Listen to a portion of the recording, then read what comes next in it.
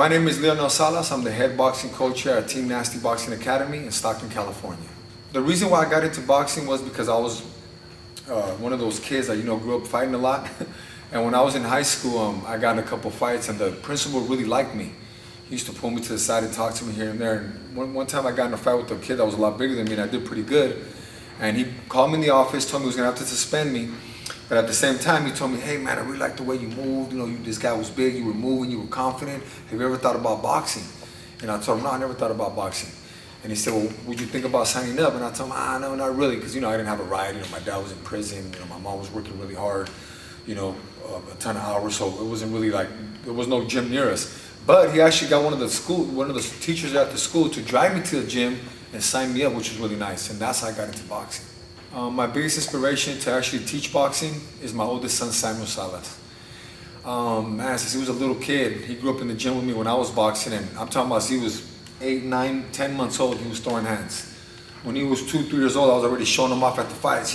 I used to hold a little water bottle, have him throw little combinations on it.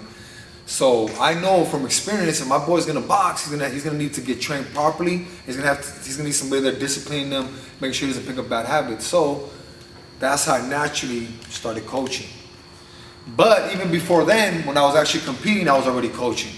There was fighters there like David Martinez, which he turned pro here out of Stockton. Really good kid, really good talent. I used to, always give him advice. I would coach him in the corner, yell things out to him. So it was always something that came natural to me.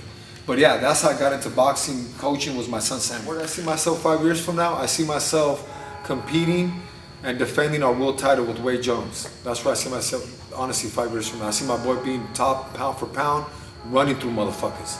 Sorry.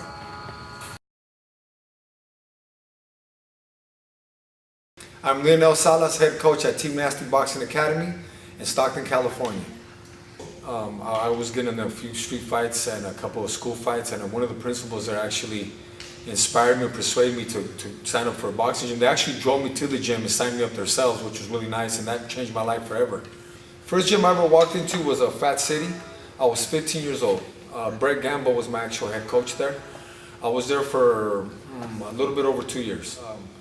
He trained me pretty much all the fundamentals of boxing. The nice thing about that gym was actually a pro gym. Brent had a few amateur fighters before I actually went to the gym, but before that he was training pros, got trained by pros, and so it was really nice because he had a lot of knowledge as far as pro boxing. I chose to become a coach because my oldest son, Samuel, was really interested in boxing because he grew up in the boxing gym with me. And I like to look into fighters' eyes when they're training. I like to see what kind of focus they have.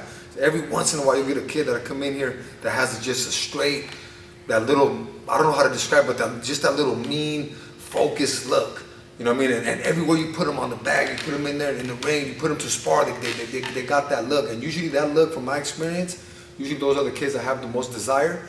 And from what I learned being a coach, desire is everything. Once you have the desire, you can build off of that. If you get a kid with talent that's really doesn't have the desire, he's not gonna do half the things you tell him. He's not gonna be able to take it to where he needs to take it to, because he doesn't have the desire to take it there. So as soon as he starts getting hit too much or it starts getting too tough, the desire won't take over. So I like to look for that. Once I find that, I don't care if the kid's slow or anything, because I feel that in boxing you can teach anybody boxing.